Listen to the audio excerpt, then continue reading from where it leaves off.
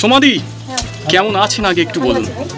তো সোমাদি কি শুনছি মাত্র 20 টাকায় আপনি নাকি চিকেন বিরিয়ানি বিক্রি করছেন? হ্যাঁ ঠিকই শুনেছো ভাই। আচ্ছা কোথায় একটু দেখাতে পারবেন? এই তো তোমার সামনে যে বিরিয়ানি, বাহ, চিকেন কষা বিরিয়ানির সাথে 20 টাকা। অবিশ্বাস্য ব্যাপার, আপনি 20 টাকায় কি করে চিকেন বিরিয়ানি দিচ্ছেন? সবাইকে ঝটকা দিয়েছি। সবাইকে ঝটকা দিয়েছেন? এক তীর মারলাম। আচ্ছা, একটা তীরে সব ঘাই। আচ্ছা, একটা তীরে সব ঘাই? সবকে ঘাই করে দিয়েছি। কিরকম তীর মারলেন একটু যদি বলেন?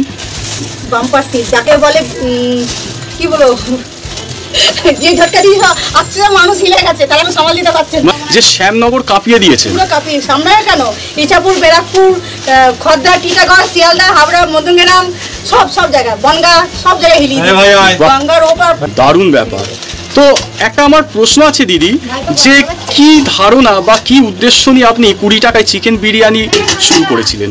একটাই আমার ধারণা ছিল, বাচ্চাদের যাদের দিতে পারি, বাচ্চারা যেন আসতে পারে, খেতে পারে, আমার উদ্দেশ্য একটাই।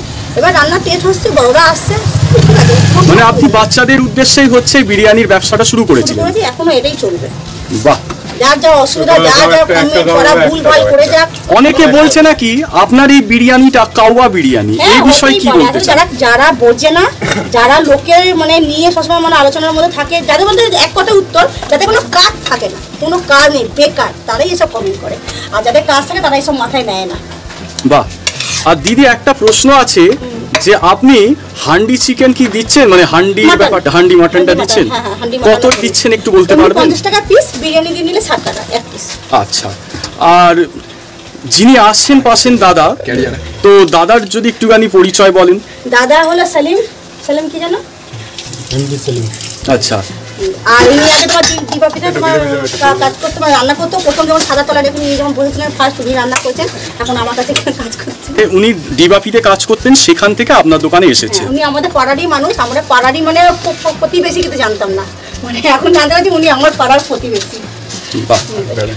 আর আরেকটা প্রশ্ন হচ্ছে এটা, যে আপনি ভাইরাল হওয়ার পর থেকেই কি অন্যান্য আইটেমগুলো চালু করেছিলেন, না আগে দোকানে আইটেমগুলো ছিল? না, আইটেম মোটামুটি বিরিয়ানি আর ঘুগনিটা নিয়ে বসতাম। বিরিয়ানি একটু ফ্রাইড রাইস একটু করতে পারো, একটু পোলাও, এবার সবই বাচ্চাদের ডিমান্ড। এগুলো আমার প্রতি হয়নি। বাচ্চারা বলে ফ্রাইড রাইস খেতে ভালো লাগে, চিলি চিকেন ভালো লাগে, যে মিষ্টি মিষ্টি একটু লাগে, অনেক বাচ্চা ঝাল খেতে পারে না, মিষ্টি মিষ্টি ভালোবাসে, ওদের ওই উদ্দেশ্য নিয়ে এই আইটেমগুলো করা। আচ্ছা, তাহলে ভাইরাল হওয়ার পর অন্যান্য আইটেম করেননি, ভাইরাল হওয়ার আগেই আপনি কিন্তু অন্যান্য যে সমস্ত আইটেম।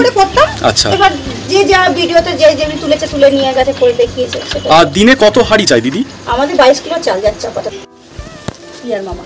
তো দিদি, আপনি যে এই ব্যবসাটা করেন, এই ব্যবসার পাশে কি অন্যান্য কিছু কাজবাজ করেন? হ্যাঁ, আমি অনেক কিছু করি। অনেকে অনেক মানে বলে যে তুই আদৌ করিস তো, নাকি লোককে দেখাইস দেখি কাজ করি। আমি মিড ডে মিলের রান্নার কাজও করি, আমি মেকআপ আর্টিস্টও, আবার প্লাস এই ব্যবসাও আমার এখন নতুন আমি জয়েন করেছি। তার জন্য অনেকের অনেক হয়তো খারাপ প্রশ্ন থাকে যে কী করে করিস, আদৌ করিস না নাকি লোক দেখানো। লোক দেখানোর কিছুই নেই, আমি কাজ ছাড়া থাকতে পারি না। আমার একা ঘরে থাকা, মানে কাজ ছাড়া আমার একটু বিরক্ত বোধ লাগে। সেটা স্বাভাবিক, মানে যত কাজ করতে মন ভালো থাকে। লোকের বাড়িতে বসে থেকে আড্ডা মারার থেকে নিজের ব্যবসা খুলে নিজের কাজ করা অনেক ভালো, আমি এটা মনে করি। ওই জন্য সবসময় এটা মানে কাজের মধ্যে আমি থাকি। আর এখন তো বিয়ের সিজন না, সবাই জানো।